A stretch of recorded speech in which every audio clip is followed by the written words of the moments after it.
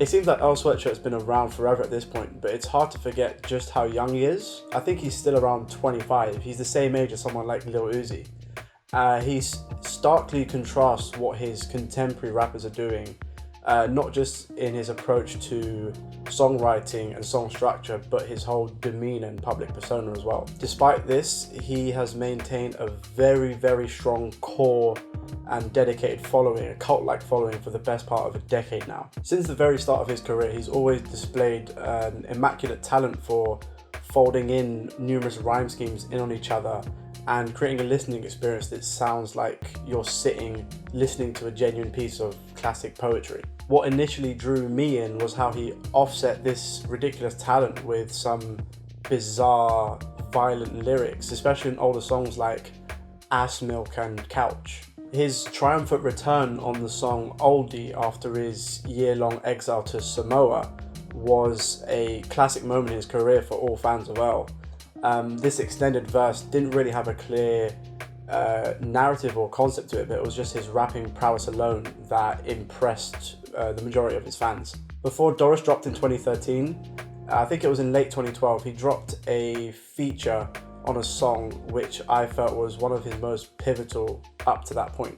Captain Murphy, better known as Flying Lotus, dropped the Duality mixtape, and on that mixtape featured the song Between Friends featuring Earl.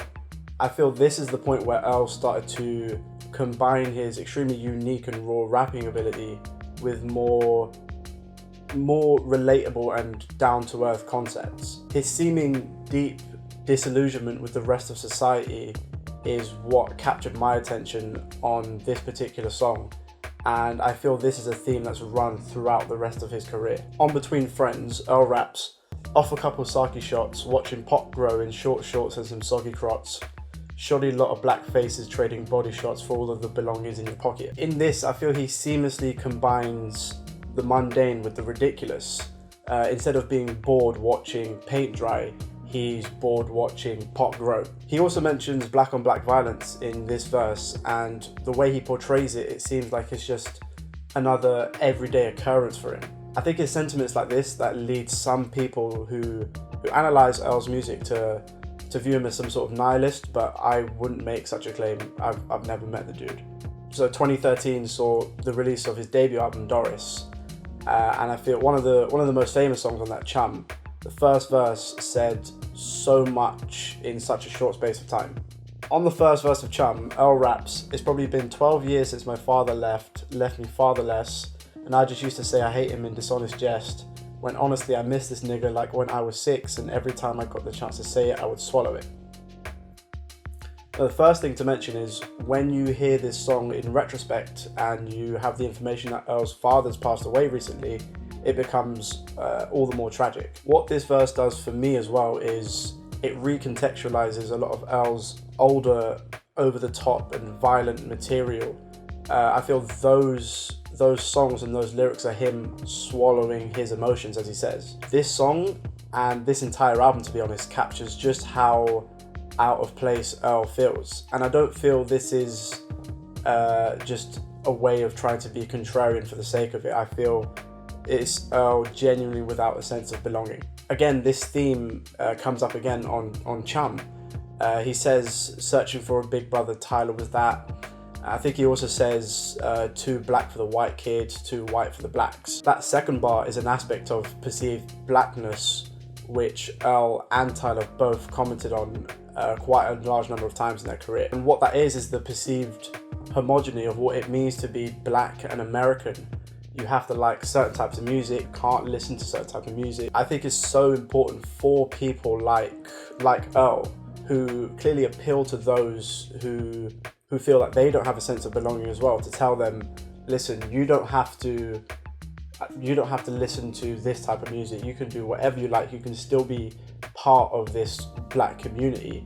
You don't have to feel like you're different or you're segregated from this community. Nevertheless, this deep sense of isolation and a lack of belonging were themes that he explored even more on I Don't Like Shit, I Don't Go Outside. On a lot of the album, the murky kind of chopped and screwed production, as well as Earl's desperate lyrics all indicated to me that he was at the peak of his disillusionment. The song Force It is probably the song I felt Earl has sounded the most cold and alone.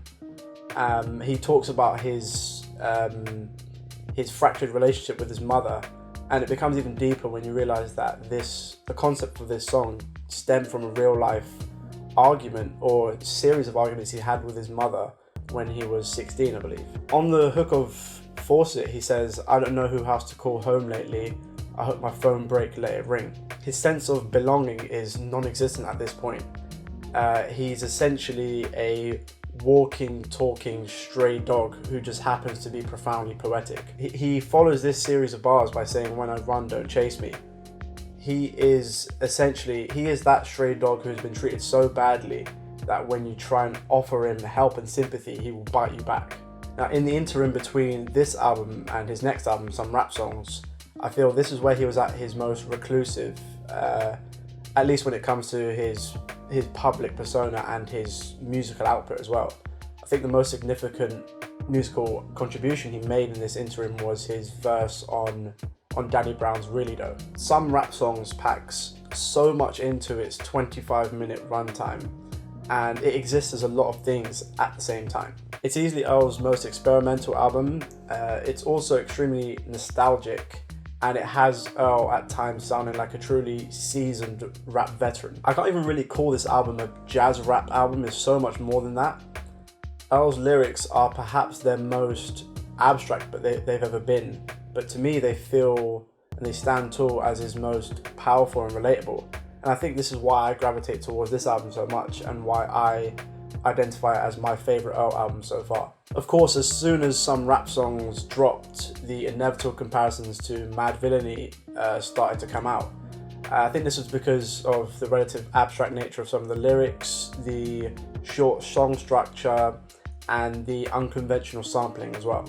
Mad Villainy is much more self-referential and playful, and it also plays on your expectations of hip-hop and rap.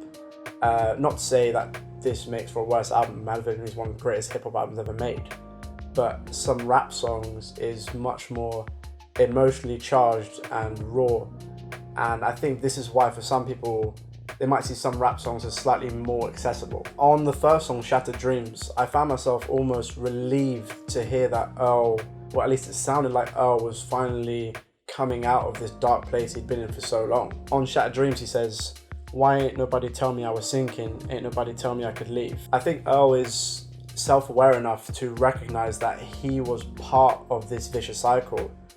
Like I mentioned earlier on I Don't Like Shit, he was openly admitting to pushing people away and those who were trying to help him. That's why I feel this particular bar is a rhetorical one. The song December 24, in my opinion, is the most powerful song that Earl has recorded in his career so far. In less than 2 minutes, he efficiently distills everything that makes him the person he is and the artist he is. The song is raw, it's abstract and accessible at the same time.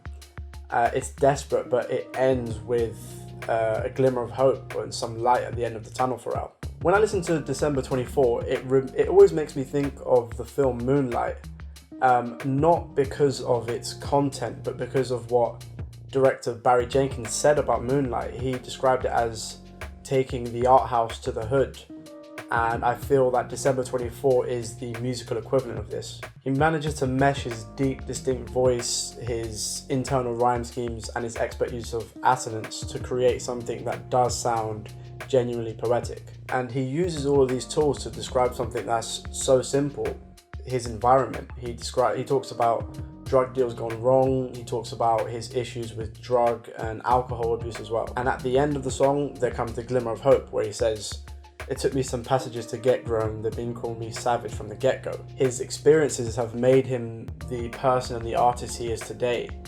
And I feel he's recognized that without these experiences, he wouldn't be as mature as he is.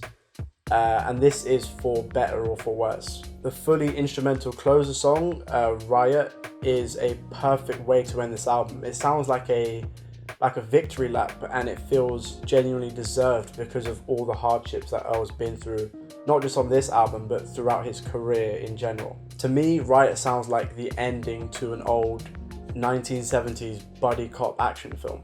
Once you delve deep, or not even deep, once you start to read into Earl's lyrics, you can understand why he is so reclusive and different from his contemporaries. And I feel an aspect that he has recognized about the industry is that audiences shouldn't feel a sense of entitlement from an artist. You shouldn't expect a constant flow of music because they're not a product, even though it may seem that way. And Earl is one of the few rappers who's not scared to openly address this. I do genuinely hope that Earl is on the up, both mentally and emotionally, and some rap songs do indicate that this is the path that he's going down. For now, all I can do is appreciate and be in awe of the music he's given us so far. And I think if his next project is better than some rap songs, then we'd have to start considering Earl as a genuine legend already. Thank you guys for watching. Make sure to let me know in the comments down below what artist or album you think I should talk about next. Make sure to like, subscribe and dong the bell, and I will see you next time.